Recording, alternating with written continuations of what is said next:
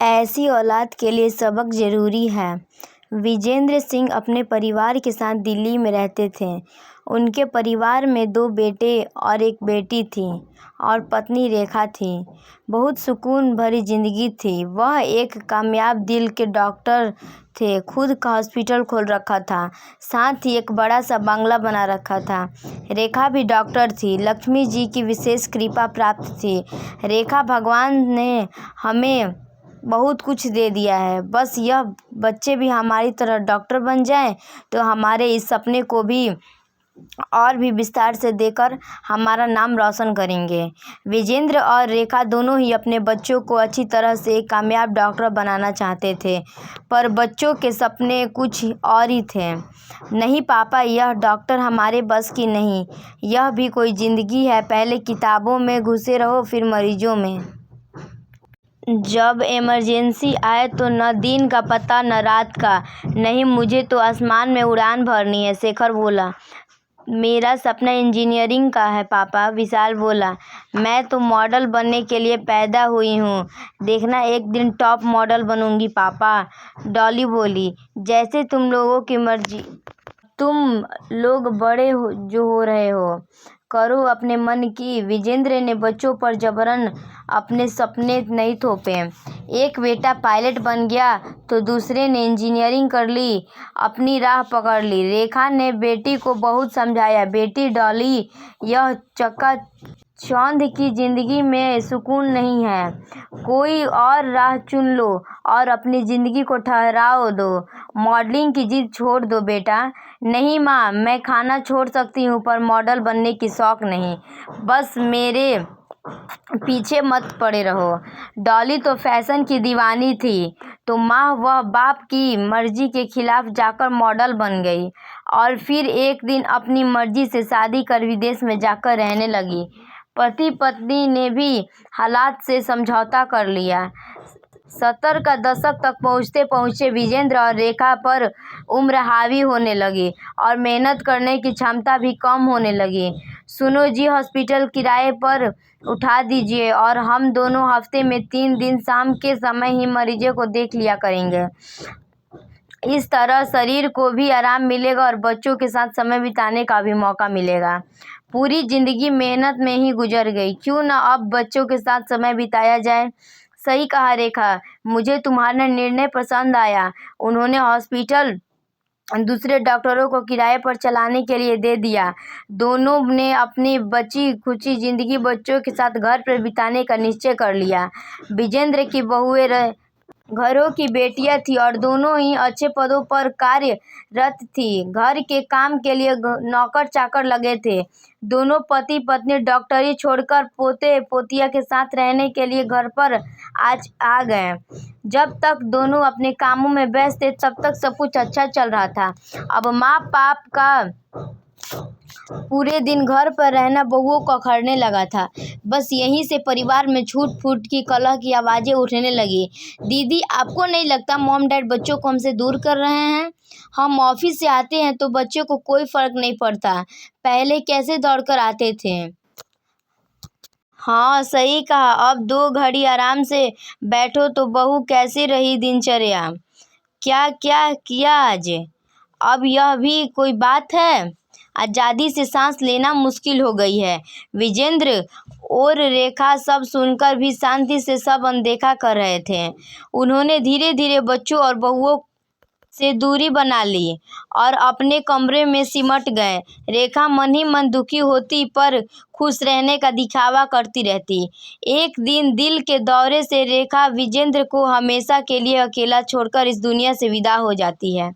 रेखा के जाने के बाद अपना अकेलापन दूर करने के लिए विजेंद्र रोज सुबह शाम बगीचे में पहुंचकर अपनी उम्र के बुजुर्गों के साथ वक्त बिताने लगे। घर पर पिता की जिम्मेदारी कौन उठाएगा, इस बात को लेकर दोनों भाइयों में अक्सर झगड़े होते रहते हैं।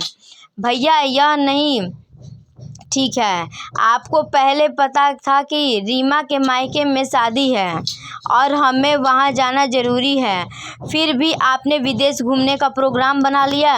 दोनों चले जाएंगे तो पापा के साथ कौन रहेगा। विशाल बोला, अरे तो हम अपनी छुट्टी खराब कर दें? पिताजी मेरे अकेले की जिम्मेदारी है क्या?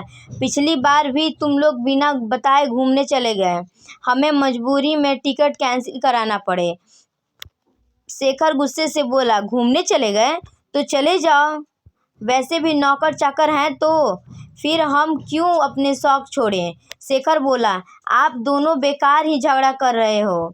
डैड को बोलो अब प्रॉपर्टी का बंटवारा कर दे, उसके बाद उन्हें वृद्धाश्रम में भेज देते हैं। वैसे भी घर पर रहते हैं तो कमरे में बंद रहेंगे या बाहर हम उम्र के लोगों के साथ, इससे तो बेहतर है कि वो अपनी ज़िंदगी जिए, हम हमारी। क्यों भाभी? रीमा की बात का सबने समर्थन किया। रात को खाना खाने के बाद विजेंद्र से शेखर ने कहा। वो सुनकर विजेंद्र की आंखों में नमी तैरने लगी। उन्होंने कभी सपने में भी नहीं सोचा था कि उनके बच्चे उनके साथ ऐसा व्यवहार करेंगे। उस समय उन्होंने ज़्यादा कुछ नहीं सोचा और कहा, बस इतना ही बोला, ठीक है जैसी तुम्हारी मर्जी, मुझे 1 महीने का समय दो, फिर मैं अपना निर्णय बताता हूँ। उस दिन से विजेंद्र रोज सुबह नाश्ता कर घर से निकल जाते और रात को लौट आते। उन्होंने घर पर खाना खाना बंद कर दिया था। किसी के भी सवाल करने पर सवाल का जवाब नहीं देते थे, बगैर अपने कमरे में चले जाते थे। 1 महीना पूरा हो गया। विजेंद्र ने रात खाने के वक्त बेटों को और बहुओं को सुबह 10 बजे नाश्ते की टेबल पर मिलने के लिए कहा। कल सुबह ठीक 10 बजे सब यहीं मिलना, मुझे वसीयत की घोषणा करनी है। सो वक्त पर मौजूद रहना। इतना कह वह सोने के लिए अपने कमरे में चले गए। बधाई हो भैया, फाइनली पापा ने चुप्पी तोड़ी। मुझे तो लग रहा था कि उन्होंने हमारी बातों को हवा में उड़ा दिया। सही कहा विशाल, मुझे भी यही फीलिंग हो रही थी। चलो देर से ही सही उनका फैसला तो लिया। मुझसे अब तो सुबह होने का इंतज़ार ही नहीं हो रहा है। इंतज़ार करना बहुत ही मुश्किल लग रहा है। चलो सुबह जल्दी उठना है। Good night. बच्चे वसीयत के सुनहरे सपने में खो गए कि कल किसके हिस्से में क्या आने वाला है। सुबह का वक्त सब वक्त से पहले हाजिर थे। सबकी निगाहें विजेंद्र के कमरे की ओर थी। सबके चेहरे पर खुशी की झलक दिखाई दे रही थी। वकील साहब के आगमन के साथ ही इंतजार की घड़ियां खत्म हो गई। भैया वकील साहब, विशाल ने इशारा किया। हाँ चुप बैठो, आइए अंदर आइए, शेखर ने आगे बढ़कर कहा। सुनीता वकील साहब के लिए चाय बनाकर लाओ। नहीं, उसकी कोई ज़रूरत नहीं है, मैं घर से चाय नाश्ता करके आ रहा हूँ। तुम लोग मेरे लिए तकलीफ मत करो। वकील साहब बोले कि तुम लोग मेरे लिए तकलीफ मत करो। 10 बजने में 5 मिनट बाकी थे। यह पापा भी इतनी देर क्यों लगा रहे हैं? विजेंद्र के आने में देरी से शेखर मन ही मन बड़बड़ा रहा था। थोड़ी देर में विजेंद्र भी आ गए। वकील बाबू, कुछ चाय पानी मंगाऊं या पहले वसीयत का कार्य किया जाए? पहले यह काम हो जाए विजेंद्र अंकल, फिर देखते हैं। पापा ने आपको घर पर भी बुलाया है। वकील समीर विजेंद्र के दोस्त का बेटा था। वसीयत में क्या लिखा था और उसकी घोषणा होने वाली थी। फिर वकील साहब के एक एक शब्द के साथ बेटे और बहुओं के पैरों के नीचे जमीन सरकने लगी। घोषणा इस प्रकार थी कि विजेंद्र सिंह ने पूरे होशो हवास में अपनी चल अचल संपत्ति का आधा हिस्सा वृद्धाश्रम चलाने वाली संस्था को दान में दे दिया है और इस घर को खाली करने के लिए तुम लोगों के पास 1 महीने का वक्त है। 1 महीने बाद संस्था यहाँ वृद्धाश्रम चालू करेगी। विजेंद्र अपने बेटे और बहुओं से बोले, तुम लोग यही चाहते थे ना, मैं अपनी संपत्ति का बंटवारा करके वृद्धाश्रम में जाकर रहूं? तो लो, मैंने तुम लोगों की इच्छा पूरी कर दी। अब मैं वृद्धाश्रम में रहूंगा, पर कहीं और नहीं। वृद्धाश्रम तो खुद मेरे पास मेरे घर में रहेगा। हॉस्पिटल से आने वाले किराए से इन लोगों का मुफ्त में इलाज होगा। अब मैं मेरी दुनिया में खुश और तुम तुम्हारी दुनिया में। बस मैं कुछ और नहीं बोलूँगा। तुम जैसी औलाद के लिए यह सबक ज़रूरी है। जाओ और अपने जाने की तैयारी करो। अगर आपको मेरी पूरी वीडियो अच्छी लगे, पूरी स्टोरी अच्छी लगे तो मेरे चैनल को लाइक, सब्सक्राइब एंड शेयर ज़रूर करें। और पूरी स्टोरी को सुनने के लिए, अंत तक सुनने के लिए धन्यवाद। Thank you.